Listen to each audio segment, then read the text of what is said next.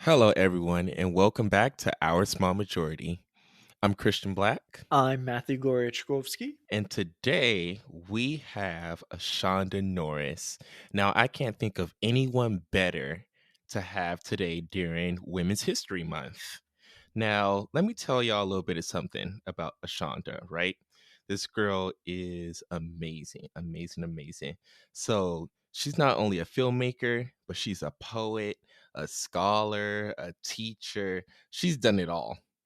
And she's made so many different short films, so many different features that both incorporate her poetry and also promotes women's rights and feminism.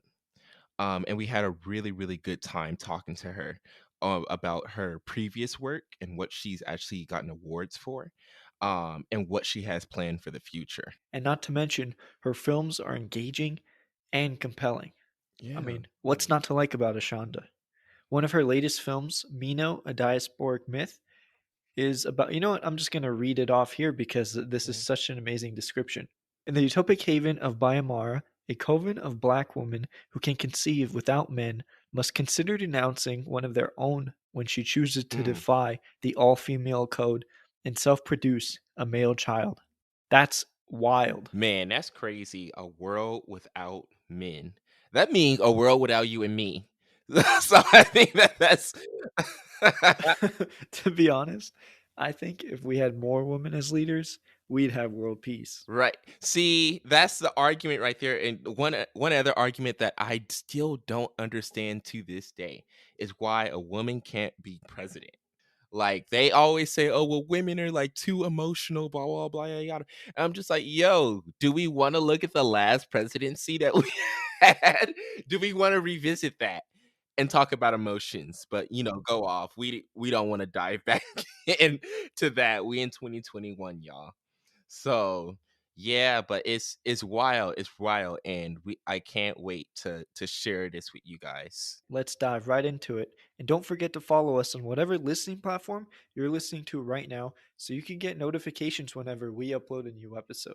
Also, if you're feeling generous, leave us a review on iTunes or wherever you can so we know that you're enjoying the show and we'd love to hear from you. We really like getting reviews and knowing how we can improve the podcast. Oh, and one more thing. Throughout the entire season, we've had a link to our voice messages where you could literally call in and leave a voice message, which we will answer right on the show in a future episode. So we'd love to hear from you. You could get your voice onto the show and we'll answer right here on the podcast. Yeah, for real, y'all, though. Like, because sometimes I'll get like direct messages or things like that, but like, oh, that was really good. Or like, we'll see a comment from someone we don't know, and we're like, oh, we wish we could hear what you sound like. Like, we want to engage with you guys. We want to answer your questions if you have any, or if it's even comments too. So yeah, go ahead, click that subscribe button, click that follow button, and go ahead and send that message. But on to the episode, y'all. Let's do this. Could you tell the audience a little bit about of all the things that you do, and which one was your first love? Oh wow. I do a multitude of things. So I'm a poet, I'm a filmmaker, I'm now archivist. So now I'm archiving a lot of my ancestors' documents, and so that's been like very rewarding. I think basically I've always been an artist. I mean, I've been a type of little kid who was in my grandma's backyard making up stories. I didn't feel like it was a creative thing at the time. It was just something that was natural to me. And Mhm. I was always reading. So I was one of those kids who was always in a book, and I think I was imagining that I could also be a writer. I remember um what was her name? Tina McElroy Answer. I was very Mhm. young and she lived in Georgia. So I found her address or her fan club and I sent her a letter when I was like a kid, like asking her, like, could I be her intern and or can I help her? I don't think I used the word intern. I think I just wanted to like help her write her books. Like I had no Mhm. clue about how the world worked as far as like writing was concerned, but I knew I wanted to be involved in it. So I think the first thing that came to me was the written word, like writing stories. I started doing short stories when I was in middle school, high school, and then because poetry wasn't taught well. I didn't really feel like I could be a poet. I mean, I don't think I knew of Black poets, but I didn't still feel like that was something that I could do. It just didn't kind Mm-hmm. of register until very much later on. So kind of just writing in secret. I mean, I'm from the country, and so my parents were boomers, and so it was all about, you grow up, you get a good job, you Mm-hmm. support yourself. And so art for me was done in secret a lot. Like I was secretly writing in my journal or writing my stories, and my teachers would rave over them and keep them. I never got a lot of my stories back from a teacher. So it was always just me doing this thing and kind of understanding that I needed to kind of bury it. It was pretty Mm-hmm. unspoken, but that's what I did. So um didn't really come full circle into poetry until about 10 years ago, where I got Wow. really serious about, hey, this is something I'm gonna do, and I'm gonna like pursue it. And then again, the same thing with filmmaking. It was like a secret desire, like something that I felt like I couldn't like say out loud to anybody, just kind of dreaming in secret. But Mm-hmm. then one day I was just like, I'm moving to LA, and I did it. So Right. once I got here, I was like, oh, okay, so this is how it works. I think I came here, believing that I was going to be just strictly writing, and then understanding that there is power being a director. And so that's kind of how I dived into the directing process.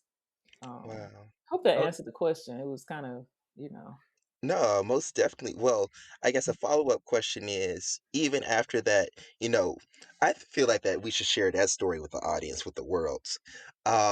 When your experience, how you just mentioned that you grew up in Dublin, Georgia, and mm-hmm. even in high school, there was two different kings and queens for prom. There was a black one, and then there was a white one. Mm-hmm. Um, did any of that inspire your writings when you were inside school?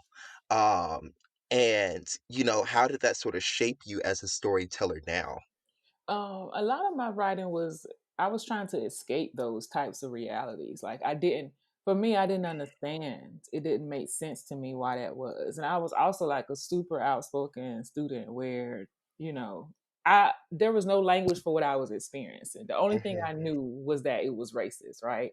So that was my only word.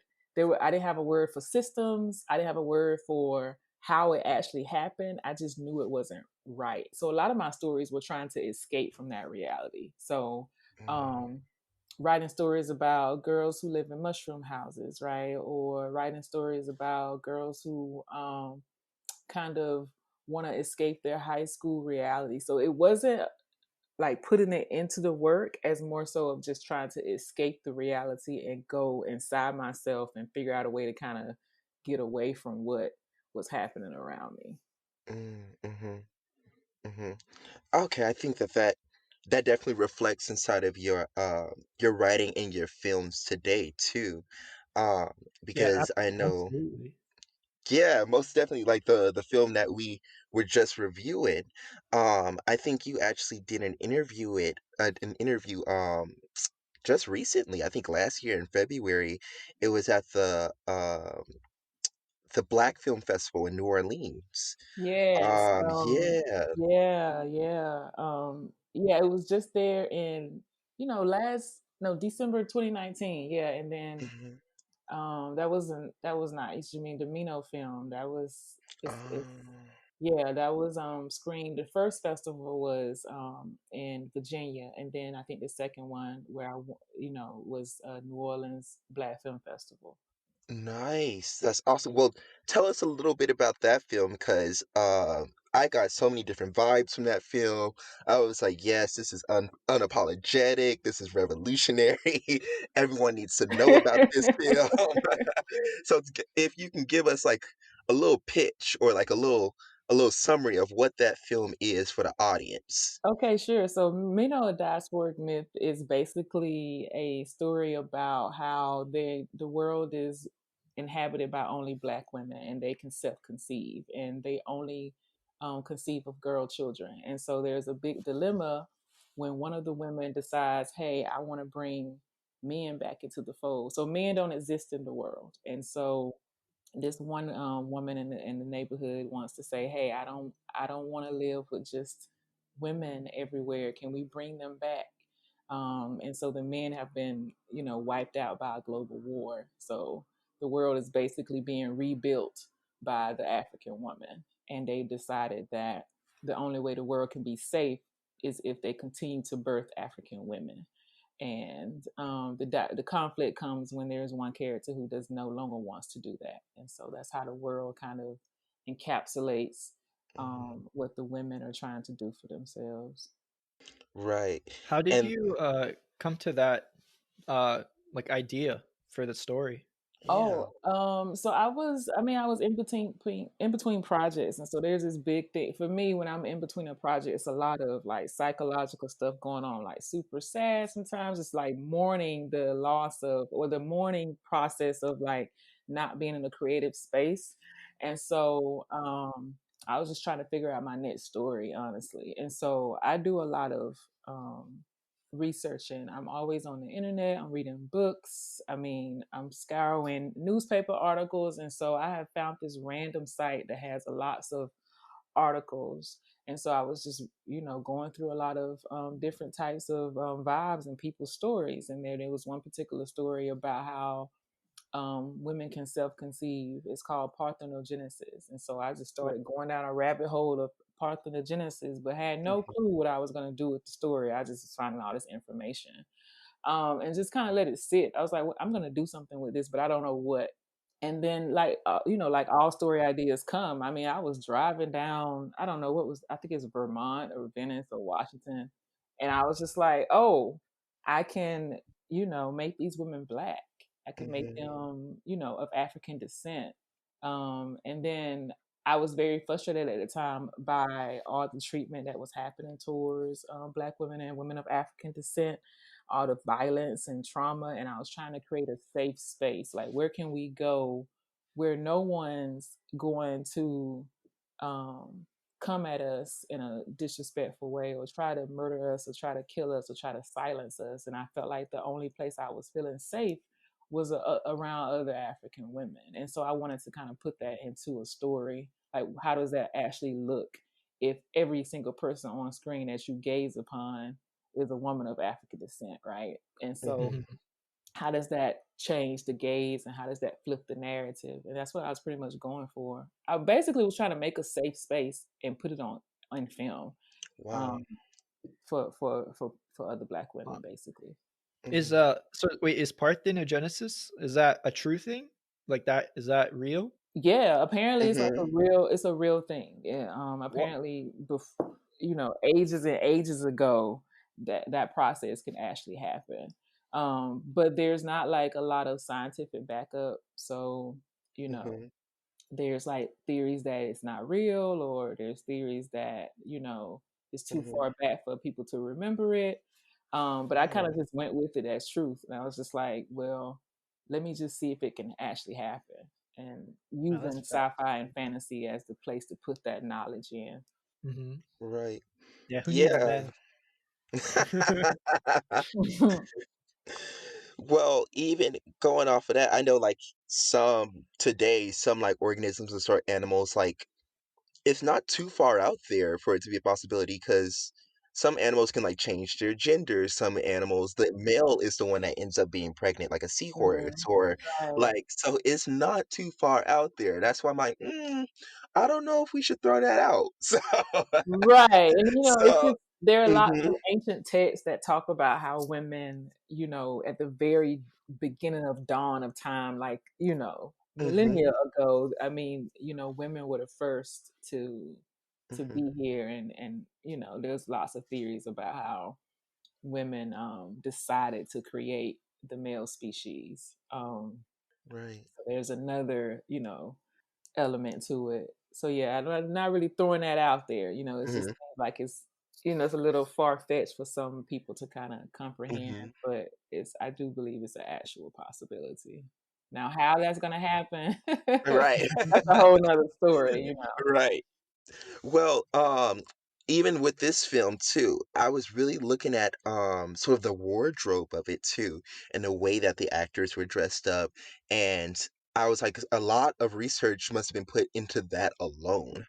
Because each shot, frame by frame, you could tell that there was a lot of thought put inside of it. That, okay, we're gonna have her look like this. I want the lighting to be like this, and it was very well put out. Um, Thank you.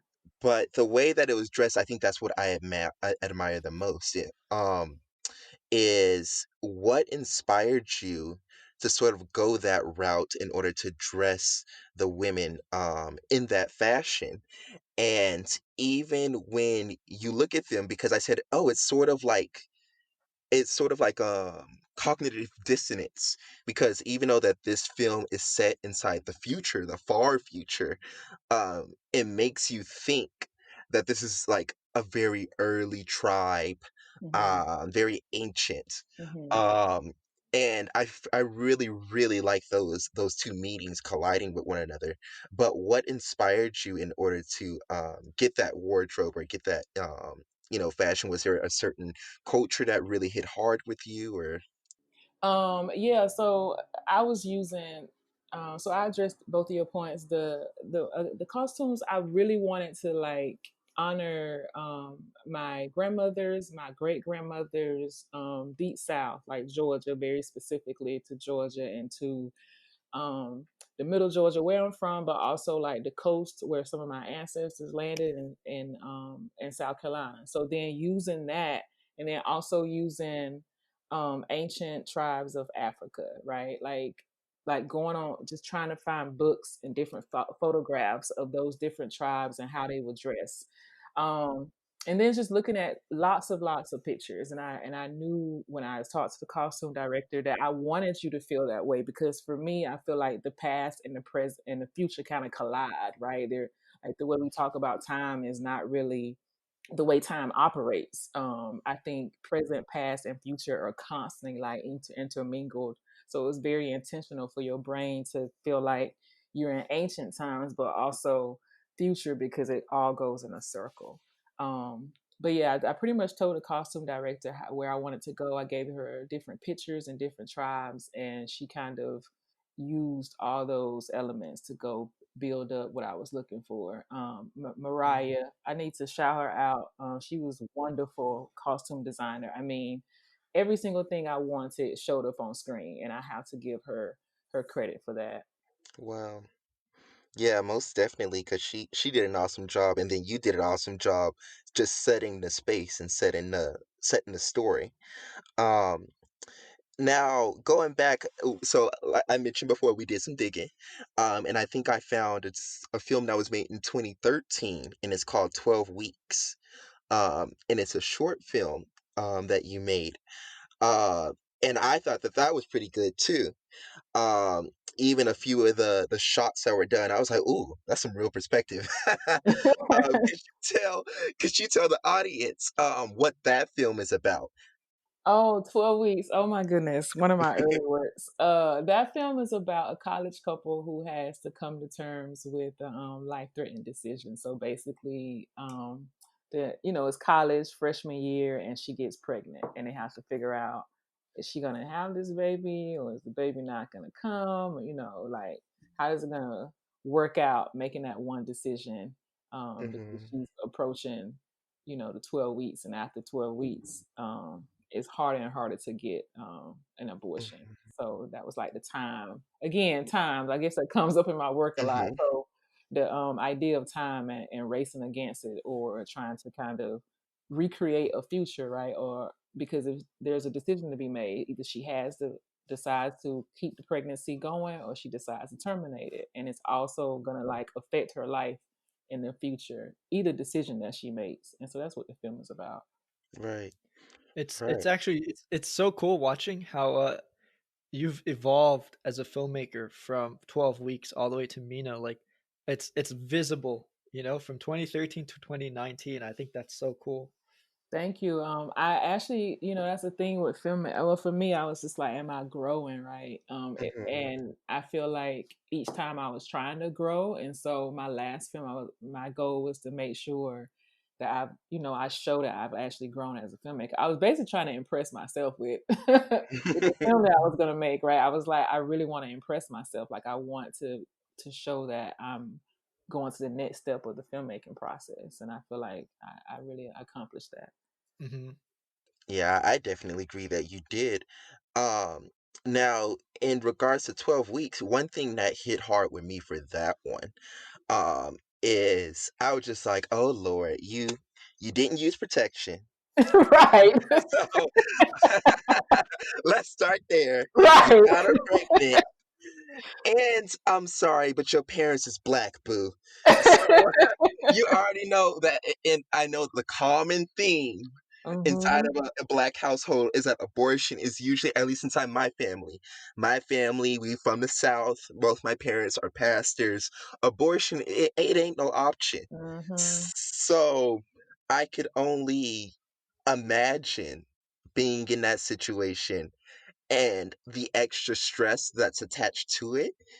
Because first of all, you're about to bring a whole human life, you Hmm. know, into fruition. Right. And you're trying to decide if you want to end that right now. Right. And you kind of on a time limit to decide that. And your parents might not be as understanding Right. as, someone from a different household or a different background. Um, in your opinion, do you think that that also influenced the making of this film too?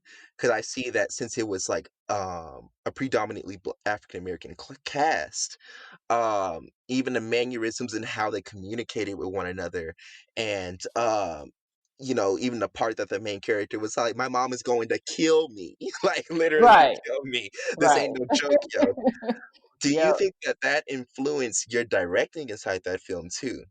Oh, absolutely. It was very Mhm, intentional to have her go to the clinic because, again, I'm from the, mhm, deep South is like, this is not even conversation. You having a baby. mhm, So I was pushing against the narrative that young black women, um, one, don't get abortions, or two, don't feel the need to even do an abortion. I was pushing back against all of that. Like, we don't automatically want to become mothers, right? Like, mhm, we also have these decisions that we want to make based on what's going to come to us. So I was definitely pushing back because a lot of narratives that you see is in a lot of TV shows is or films, it's like, you know, we have to have this child and then trying to figure out how to have it. And I wanted to like kind of flip that expectation of, well, what if she don't want to deal with this? And, mhm. what's the story behind that? Right, right. Yeah, and I think it's important to note, it was her choice. No, she wasn't pressured by her boyfriend. Her boyfriend seemed pretty supportive um, of her throughout the way, and I think that was you know, I think that was Yeah. very powerful to allow her to make this decision on her own. Yeah, most definitely. And I was just trying to tell a personal story. I didn't, I guess I wasn't thinking about all these things that y'all are mentioning, but now that we Mhm, talking about it, it's just like, oh, well, that's what I, I probably was doing. And then also just, I think that's the importance about, me even being a, filmmaker. It's important to kind of put that story out there. mhm, And yeah, it was fun. mhm. Wow, it was such a long time ago. Right. Well, Yeah, it seems like it was. Mhm, most of your stories seem like they follow the theme of feminism and empowerment. mhm, Oh, absolutely. Super And intentional about that. Yeah. yeah, and your poetry too. Like we were reading your poetry, and we're like, wow, this is mhm. something else. This is really powerful stuff. Like I had to read it. Oh, I read it a few times over. Thank you. Yeah. It's just, yeah, I'm very, very Mhm. particular about putting different spins on the work I do, but it's always from a very particular lens, which is Exactly. Black feminism. Yeah. Mhm. Definitely. It's definitely prevalent because I said, "Oh, she said what she said." After I read a few of the poems. Now let me read it again. So Right. it was definitely it jumped out at you. Which is definitely what I admired most about your poetry and just your work in general. And then I think the last film that I wanted to touch on was Soft Times. Now, is that one in the making right now? Oh no, I think I finished Sometimes in, oh goodness, that was Mm, 2015. 2017, 2016. 2016? Yeah, yeah. Oh, I need to watch that one because I was like, Yeah. "Oh, where is it?" I was able to find a trailer of it, and watching the trailer, I was like, "Oh, this is gonna be good." And just the double entendre alone Oh was yeah. hilarious. So I said, "Oh, I get it now." Could you tell the good people about this one? Oh, sometimes. Okay. So sometimes it's basically about a sister who's dating this guy. I think they go together. And they're like early on in the dating process, and she realizes that he has a small dick. I mean, it's just Mhm, like unbearable to her. And then also he on top of that, it's also he has also has trouble like having, getting it up, mhm, right? So small and then also the performance.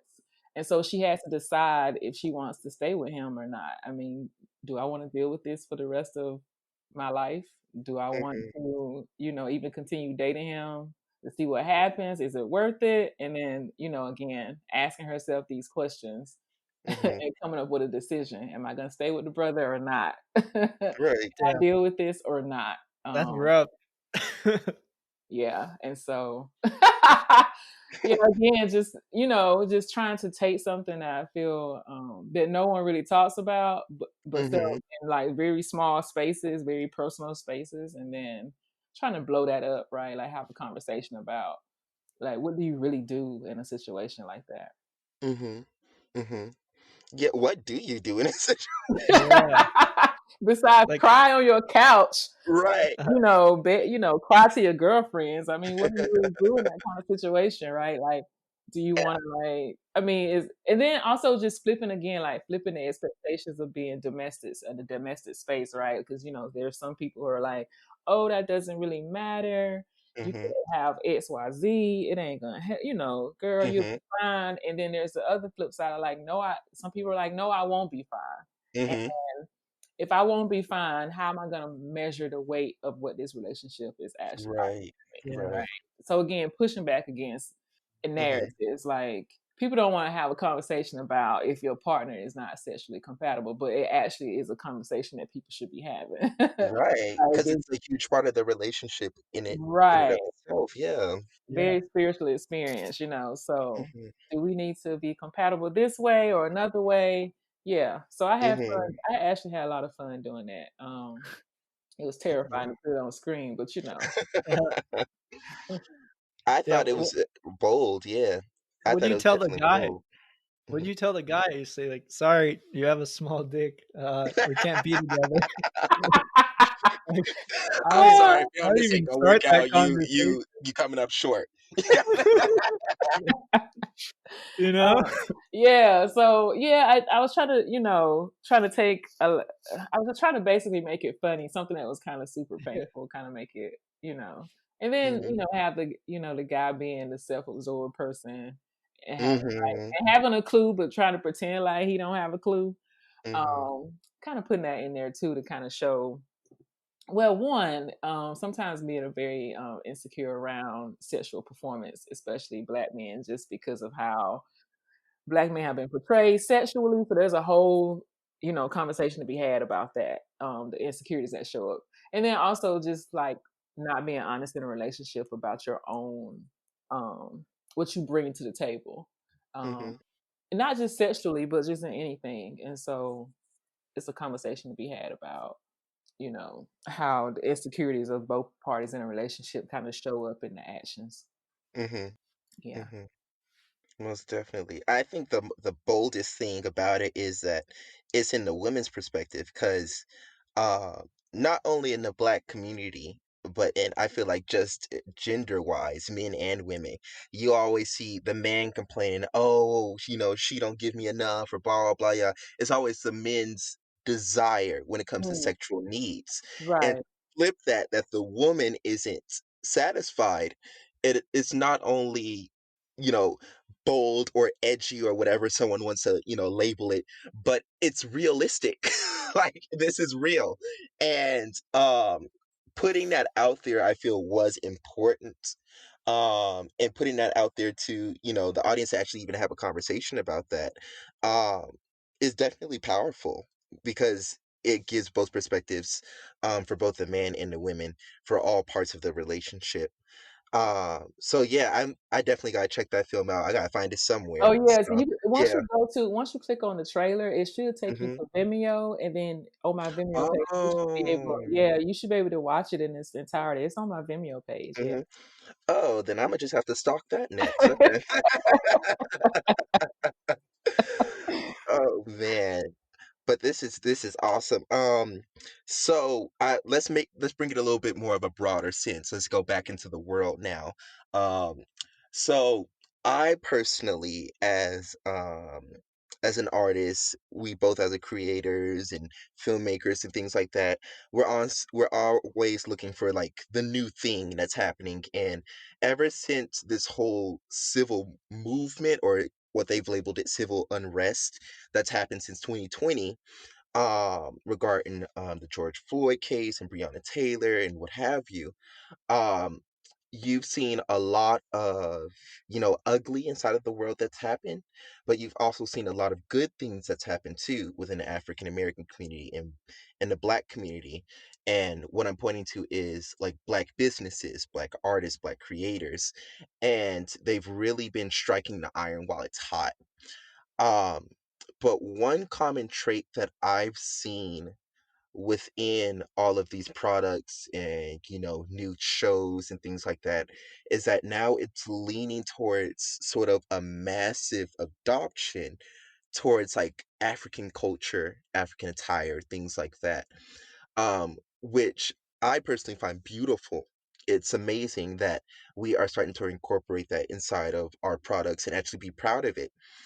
But what worries me, and I feel like you can relate to as well with it being incorporated inside your films, is that this generation, or the people that are now using this as products now, are using it more as a fad or trendy.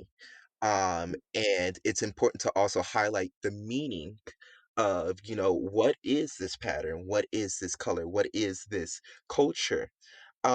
What's your take on that, for that whole little spiel that I had just now? Because it's just been like a little thought in the back of my head saying, okay, people are buying this because it's cool and it's dope, but this been here. So Mm. why are you just now buying it now? Is it because it's trendy, or do you really want to learn? Right. I mean, I guess that's a broad question, but I feel like blackness is marketable, right? And so we we have a culture that is mesmerizing, and it's also addictive, and it's also full of light. And so what does light attract, right? Light attracts Mhm, attention. Light attracts, sometimes it's some good energy and sometimes it's some bad energy. And I think the thing that's happening with Black people is that we're always constantly trying to keep a hold of our work or our cultural production or our inventions. And so I guess what I'm saying, I think the issue is that because we're dealing with the imperialist type structure in which mhm, whiteness is seen as supreme, then we have a problem trying to incorporate all these elements into our daily practices, right? Like, or just trying to grow up with these daily practices in our lives. And I think it creates a yearning for that if you don't already have it. mhm, Um, and so I guess my opinion is that I haven't really been paying attention to how so-called marketable the African culture has been so far. mhm, Um, I haven't. So I guess what I'm saying is I don't know how to answer your question in a way mhm, that approaches the marketability context of it, because I feel like that's just what blackness is. It's just mhm, a way, mhm. right? And then somebody figured out how to put money on it, right? Right, Society is that we've been doing this before you can even get, the so-called right. paid for it, right? Like the cultural Mhm, movement's been happening since ancient times. The person who came up with the library was an African person, right? So the mhm, quest for knowledge itself, the quest for like creating art, it's all over, it's everywhere ancient in our ancient practices, that we've been doing this before there were names on it, and we've been doing it before it was so-called popular to people who don't don't look like us. So I think the Mhm. good thing about anything visually is that there are more people coming to it. So there are more people who are of African descent who may not have known about all these entities or all the Mhm. spiritual aspects of being a person of African descent. But anytime you have capitalism involved, you know, Mhm. then there's another conversation to be had about how what that does and how that kind of erodes into Mhm. the culture, and then creates a whole nother dynamic that sometimes we're not actually ready for. Right. So, and for order to avoid like that, because we all support black businesses and things like that and small businesses, but to avoid, oh, I'm only doing this for profit now. And to stay sort of in that realm, I always think of like a healthy balance is what Kathleen Cleaver did, Mm, with Black is Beautiful. mm-hmm, And she sort of, with that statement alone, she sort of highlighted this is who we are, this is our culture, and we love it. And I see that you love it too. mm, So, and I feel like that was super powerful and that had meaning behind it. Um, so with these products, I feel like that it's a very good opportunity to sort of reiterate that as well and even attach wealth to it and an empire to it as well. Um, but how do we as a community, protect our products and protect, our culture and protect our inventions?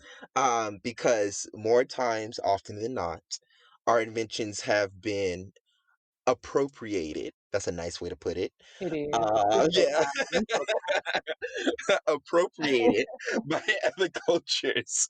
And when we were the original benefactors of certain products. So what do you think would be like some key things in order to protect that?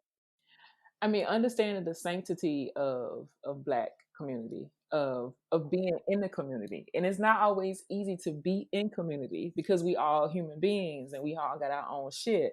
Mm-hmm. So I do feel like community based, and I know it's just like people been saying that a lot, but like start wherever you are, and how is that spreading out? Now, to answer how we gonna stop vultures from Mm. coming up here being vultures, that's I don't even know. Because they vultures gonna vulture, right? Mm-hmm. That's they vibe.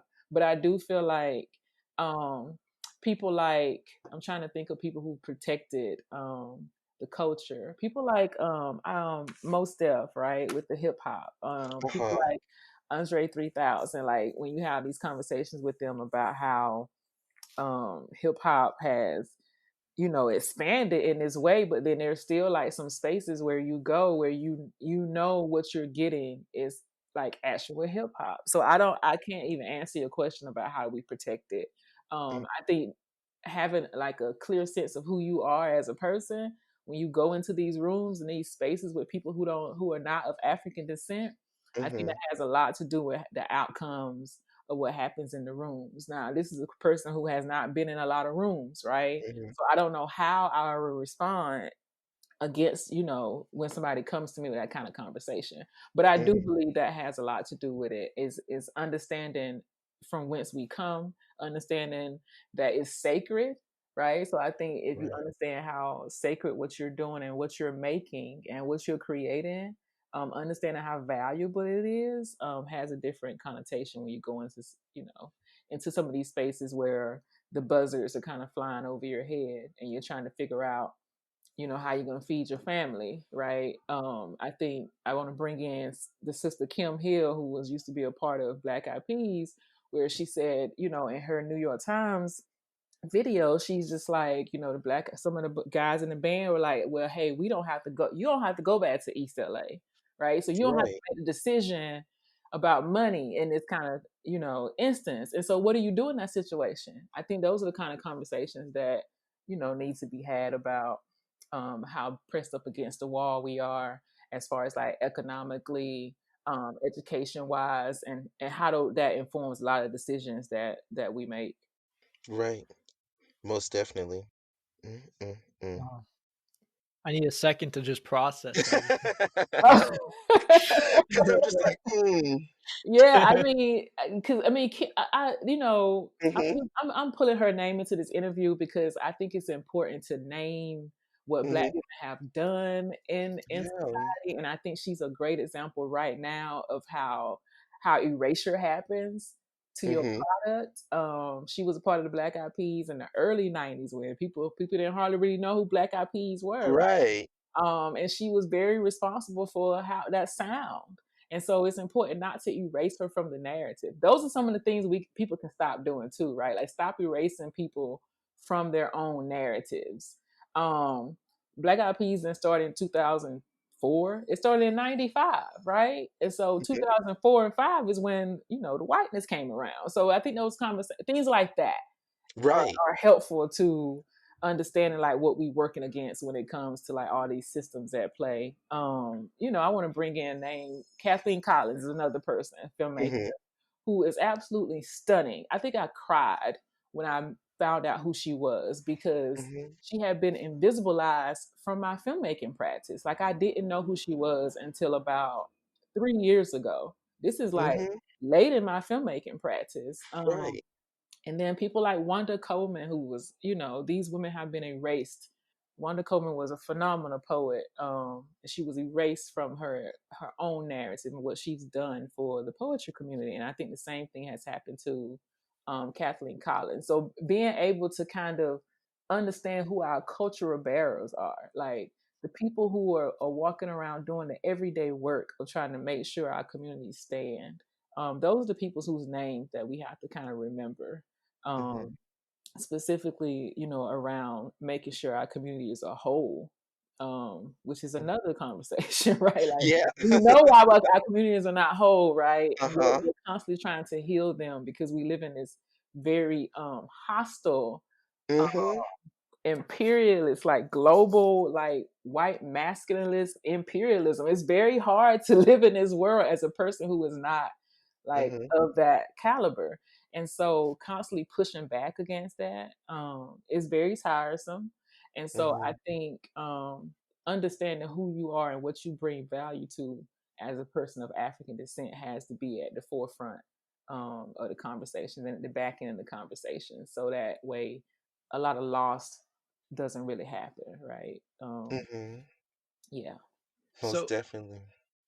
in your bio, you talk about how you seek to explore Black feminism, and I was wondering what the difference between Black feminism and just regular feminism is. So another long story. Let's see. I like We're using all for it. I like using bell hooks. She has a definition of what feminism is, and for me. I'm going to talk about for me because my personal is absolutely political. And I Mm-hmm. think Octavia Butler, I can't remember who said it. They walk out their door and it's a political statement, right?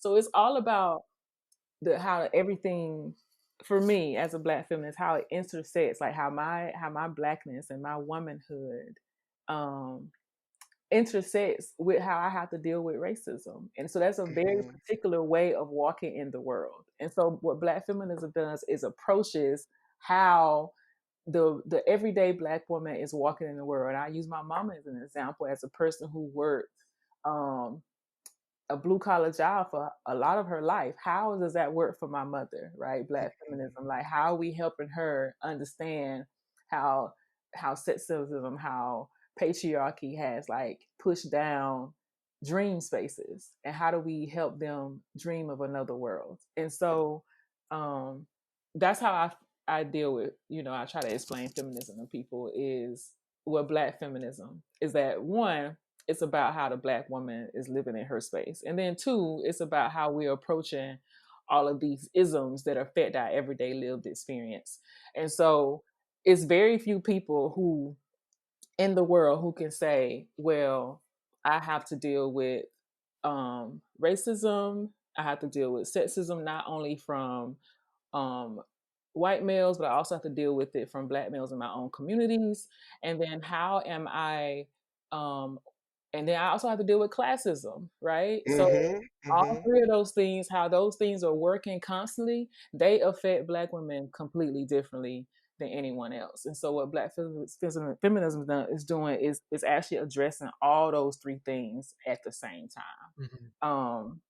And so if you don't have an analysis, a class analysis, and you don't have a race analysis, and you don't have analysis around patriarchy, then I don't think the work that you're doing is about Black feminism. And so, I'm not going to take hits on so-called mainstream feminism, but one of the biggest issues is that they have consistently chosen whiteness over anything else. And so when that ends up happening, then you're not addressing the racism issue, right? And then also making decisions where you're supporting people who have been harmful to women over actual feminism. Then there's like, what's happening here? What are we doing? Why are we making these certain decisions? And so what Black feminism is trying to do, well, actually what they're already doing. I mean, there are some great people at Spelman. I mentioned Bell Hooks. We're already addressing these questions in the work itself, and then actually in the lived experience.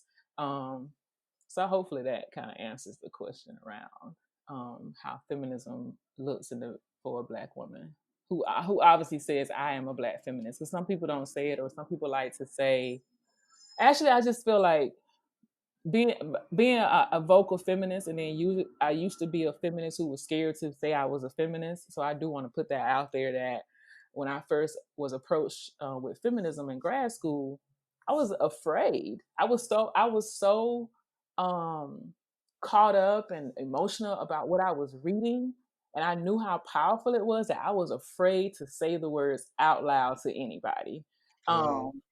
Because I knew that my life was going to shift. I absolutely knew that if I started walking around saying that I'm doing these things, my life was going to change, and not necessarily in a way that I was ready for it to change.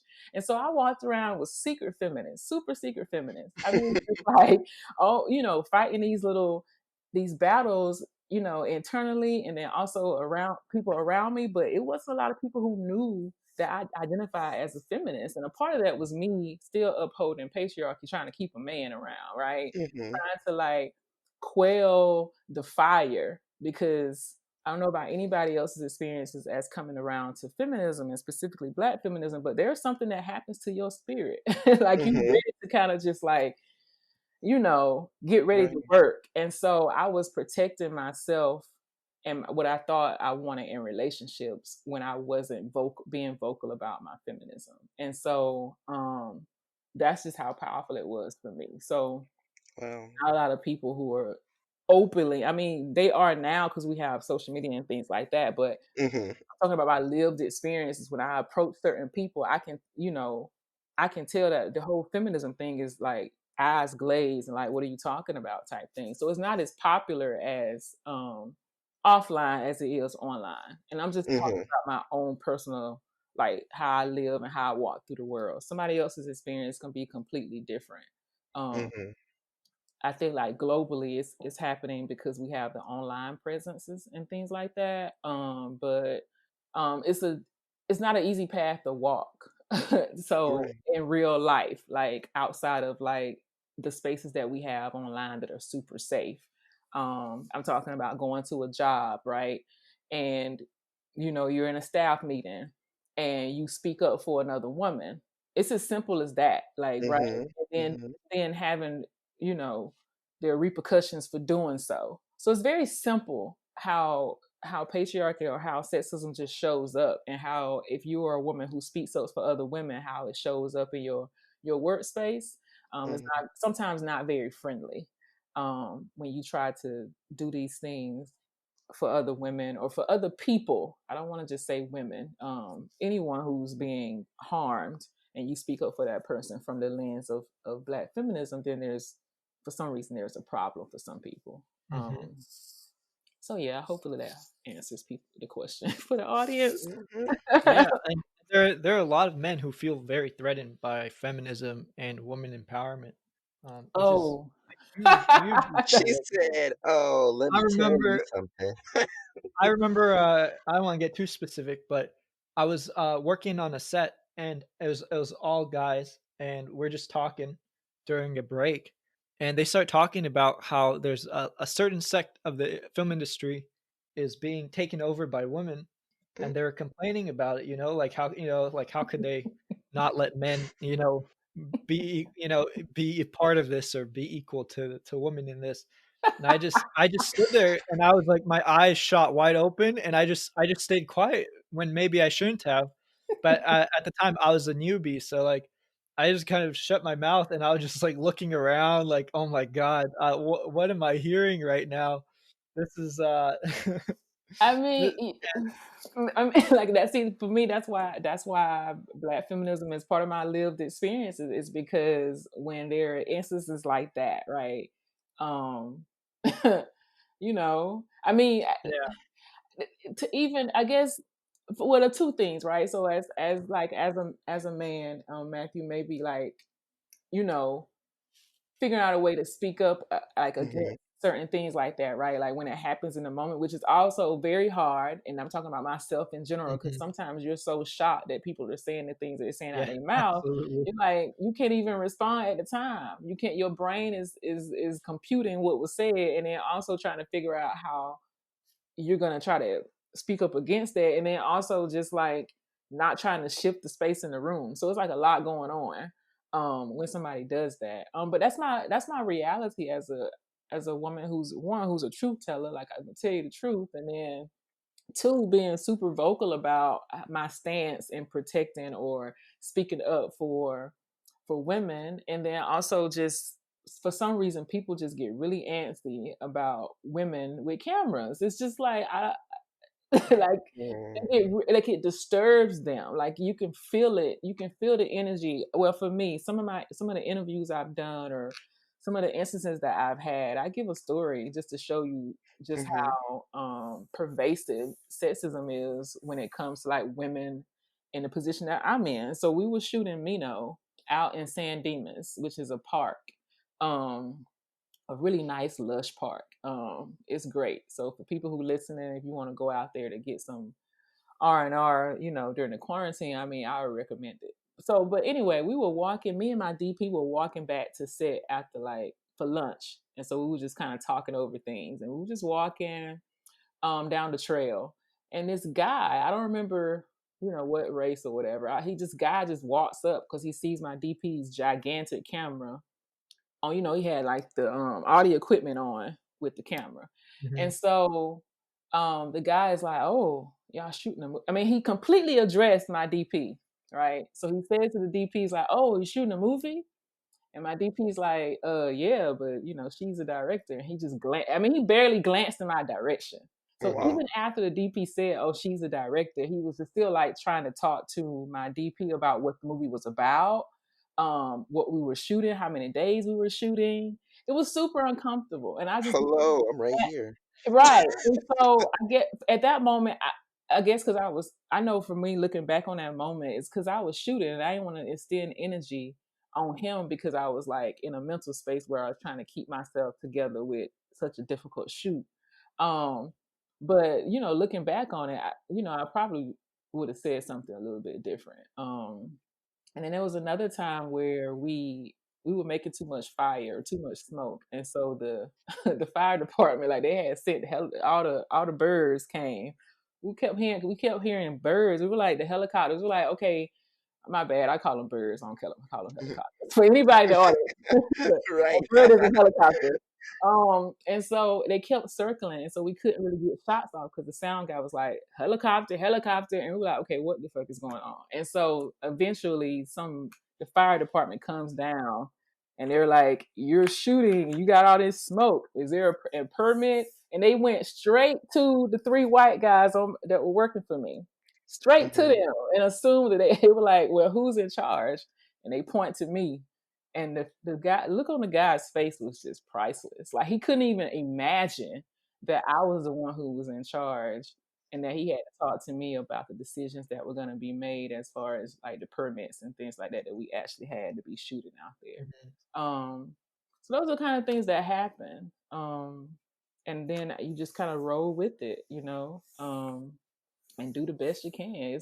Because I feel like if I focused on every single instance, then I would actually be in a state of madness, And I don't want to be in a state of madness unless that's part of the me going through whatever I'm going through. I don't want to be in a state of madness over um all the different instances in which people who are not women have disrespected me simply because they feel like I'm not capable enough or I can't possibly be a film director. Mhm. Right. Yeah. And clearly you're more than capable enough seeing your films. Oh True. yeah, that's thank you. I'm gonna take that compliment. I'm one of those people who are like, "Oh, are you Mhm. sure?" But let me just take the compliment. Thank you, I appreciate that. So yeah, those are just like small things that happen where you kind of want to just you want to blow up sometimes. I mean, it's Mhm. infuriating.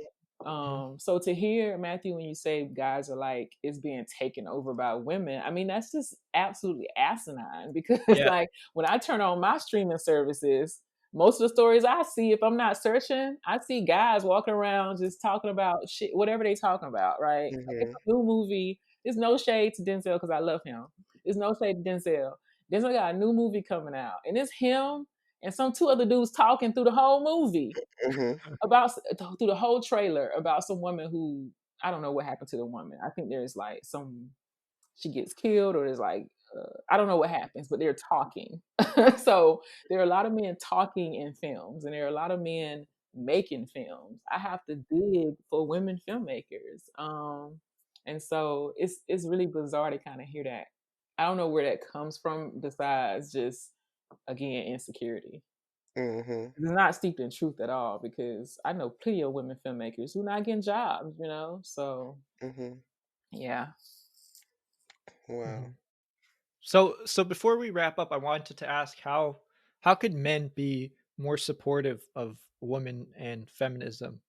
Like speaking up when it happens in the space, Mhm. as best you can, right? Like or put could because studies have shown. I mean, I've seen it happen myself that men listen to other men, and so I've seen it Mhm. happen on Twitter, like where a man would do a whole thread about feminism, and he gets like he gets super viral, and then a woman could do the same thing, where she's defending someone, and it doesn't have the same amount of, you Mhm. know reach. And so I think speaking and just saying plainly, hey, can I tell you that you shouldn't be saying this, or can we think of a different way to approach the subject matter? Because y'all listen to each other. Mhm. And in a way that sometimes women don't get listened to. It takes a lot of effort for people to listen to women, and this is across gender, race spectrum, right? Like it's just difficult. I use my own mother again as an example. It's difficult for her sometimes to actually listen to what I'm saying, and I think a lot of that has to do with how we've been trained to value the opinions of men over women. So to answer the question, is just speaking up in the moment is very helpful. And I know it's hard for some people who are not adults. If we have any young people listening, in the teenage space, it's a little harder. But I feel like for adults, it's something that can be risked because if this is a person that you could call a friend, like, do you really want to be around people who think that way about another gender? Um, Mhm. Mhm. that's a whole, that's another thing, right? Like how the protection of friendship spaces and how to you know walk that little thin line there when it comes to trying to figure out if you want to say something when the person is your friend. I think it makes it a little easier actually to kind of Mhm. talk to your friends about the behaviors and the attitudes because they're super pervasive. So it's even the most progressive dude is they trip up sometimes just because how deeply ingrained the culture is in all of us. Right. Most definitely. I think that that's something to definitely take home with us right now.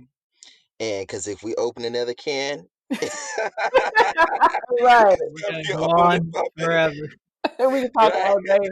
We'll talk all Because day, we can talk all day about like we didn't even touch on just inside. Because my personal concern is like the black community and how black men treat black women. And I Mm, was like, that's a whole nother mm. It conversation. is. It really is. That's part of my work too, Hmm. like having the conversations around the violence that happens Hmm. in the communities, and how is that's really silenced too. So yeah, I agree. It's a whole nother ball game. Exactly. Well, thank you so much for joining with us today. I did want to ask two things. First, we want to go ahead and advertise you on all of our social media platforms.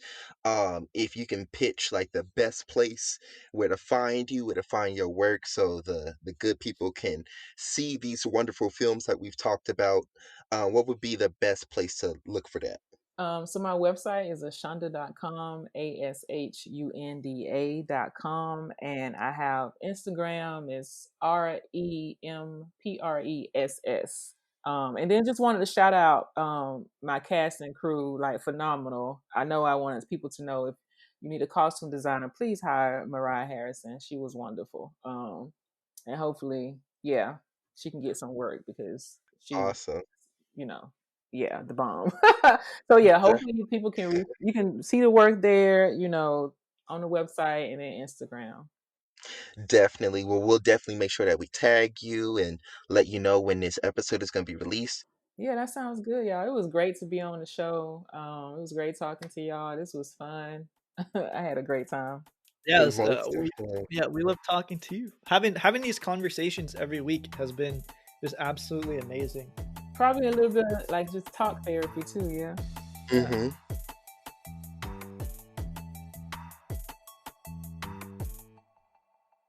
Monostitch on the cusp of 40. I'm a Terry McMillan character live and in charge of my own damn life. I loathe men, then clamor after their body parts, regional accents, blue-collar swag. No, I am not the bitch to play with. Himalayan sea salt baths is how I remain dignified and intact. The State of the Union is apocalyptic dystopia with the Ku Klux Klan leading the stupid way. Real niggas who love pussy do not deserve pussy. I cry every weekend. El Haj Malik El Shabazz is no longer with us. Thank no one. Caravaggio paintings contain tiny Roman boys all naked and sinless. Afro sheen shining and Afro blue mooning. The notorious K.I.M. on repeat is how I endured him fucking her and making sons.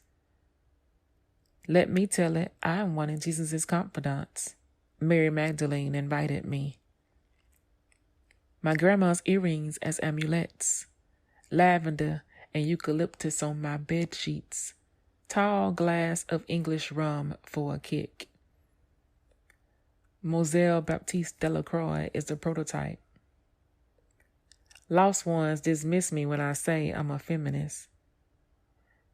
A healthy head of kink keeps the demons at bay.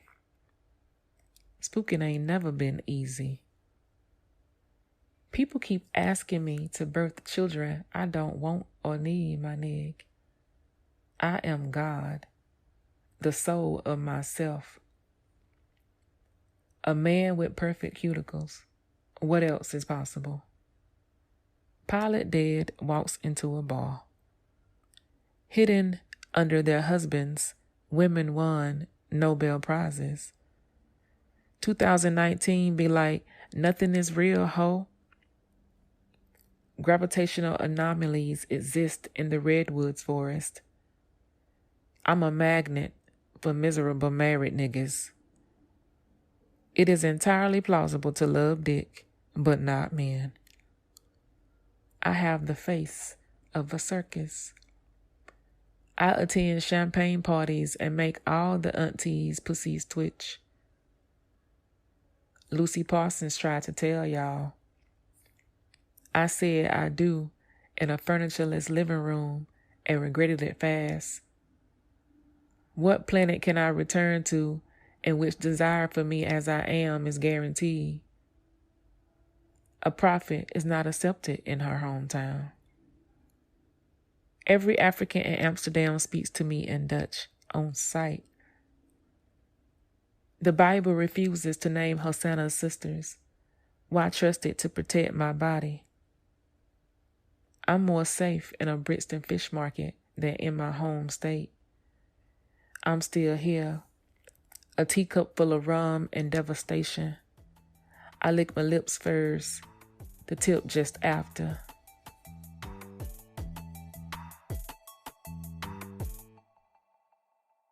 Real hot girl shit. Thank you so much for listening, y'all. Y'all should check out Ashunda at her website. That's ashunda.com. You know what? Let me spell that out for you.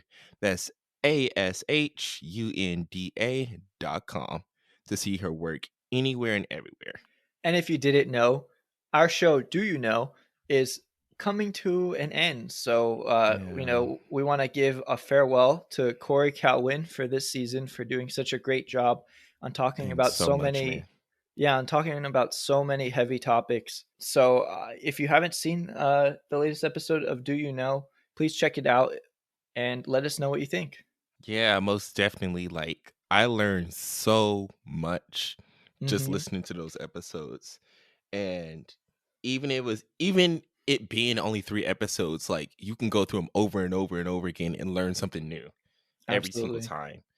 And I know that those episodes get real heavy sometimes, so we try to follow up with like an interview here or Little White Lies here. Speaking of which, like another episode of Little White Lies is coming next week, and what we're covering is the origins of gangs in Los Angeles, y'all. Which, if you didn't know, you'll be absolutely surprised. Man, if you thought you knew, you didn't know. Oh, you didn't know. So y'all should show up. Y'all should show up and listen in to the next episode of Little White Lies coming next week. We'll see you next time. See you next time.